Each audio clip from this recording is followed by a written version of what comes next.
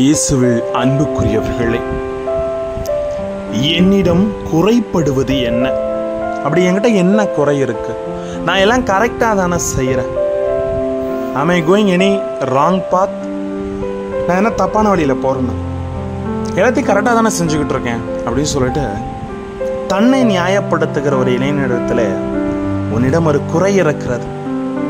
ஆனால் இந்த உலகத்தில் குறைவு இல்லாத மனிதன் தான் இல்லை அல்லவா?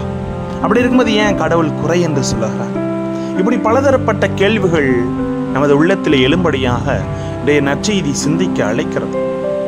வார்த்தையோடு கடந்து சென்று என்னிடம் குறைபடுவது என்ன என்பதை நாமும் நம்மை பார்த்து ஒரு கேள்வி எழுப்பி அந்த குறையை நிறைவாக்க ஆண்டவரின் வார்த்தையை கேட்போமா? Praise the Lord. இயேசுவுக்கே புகழ், இயேசுவுக்கே நன்றி. இறைவனின் அருட்கரமும் அருள் ஆசீரும் உங்களோடும் உங்கள் குடும்பத்தோடு நிறைவாக தங்கிட உங்களை நான் வாழ்த்துகிறேன். அன்பில் இனியவர்களே, ஒரு மனித சமுதாயம் சட்டத்தை மையமாக வைத்து வழிநடத்தப்படுகிறது. இது யதார்த்தம். சட்டங்கள் இல்லை என்றால் சமுதாயம் சீர்கெட்டுவிடும். ஆனால் சட்டத்தை மீறி இன்னொன்று இருக்கிறது.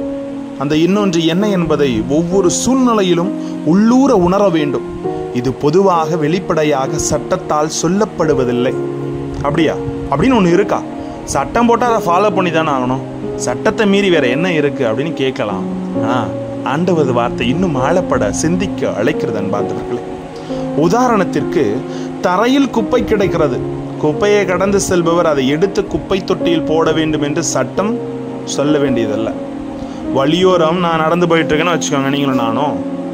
ஒரு குழாயில் தண்ணீர் வீணாக சிந்தி கொண்டிருக்கலாம்.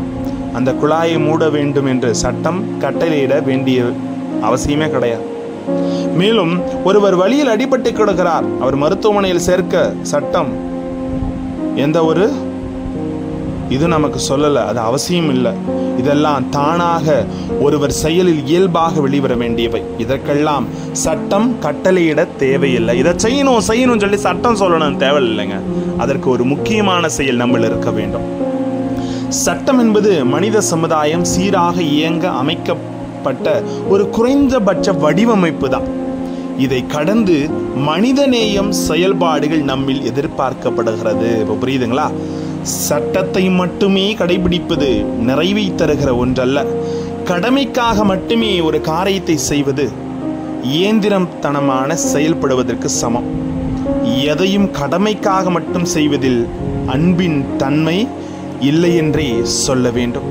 இதைத்தான் நற்செய்தியில் பார்க்கிறோம். ஒருவர் வந்து இயேசுவிடம், போதகரே, நிலைவாழ்வை பெற்றுக் கொள்வதற்கு நான் என்ன நன்மை செய்ய வேண்டும் என்று கேட்டார். மத்தேயு 19:16. அதாவது, சட்டத்தை எல்லாம் கடைபிடிக்கின்றேன், ஆனால் மனதில் நிறைவு இல்லை என்று கூறுகிறார். திரும்பவும் இயேசுவின் பேச்சுக்கு பின்பு அதே நபர் தன்னிலே உணர்ந்தவராய் இன்னும் என்னிடம் குறைப்படுவது என்ன என்று கேட்கிறார். இந்த கேள்விக்கு நாம் ஒவ்வொருவரும் நமக்குள் கேட்டு பார்க்க வேண்டிய கேள்வி, இன்னும் ஒன்று குறைபடுகிறது என்பது நாம் ஒவ்வொருவருக்கும் வித்தியாசப்படக்கூடியவை.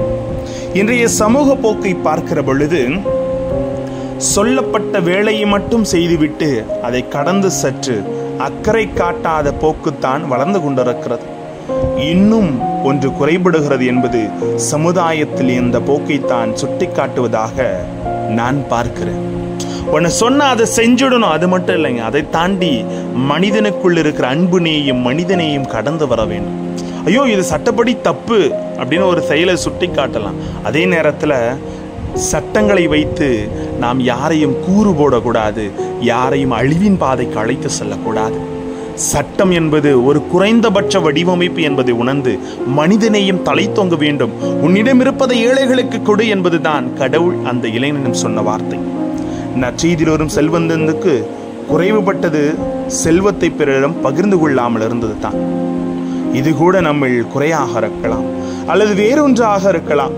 நம்மில் இருக்கும் குறையை நிறையாக்க கடமை மட்டும் ஆற்றும் நிலையோடு நமது செயல்பாடு நின்று விடாமல் அதை தாண்டி அதற்கு அடுத்த உயர்ந்த நிலையான அடுத்தவர் நிலையை உணரும் அன்பு நிறைந்த நிலையில் அடியெடுத்து வைக்கணுங்க. இதுதான் கடவுள் விரும்புகிறார். சட்டத்தை தாண்டி மனிதனையும் தலை தோங்க வேண்டும்.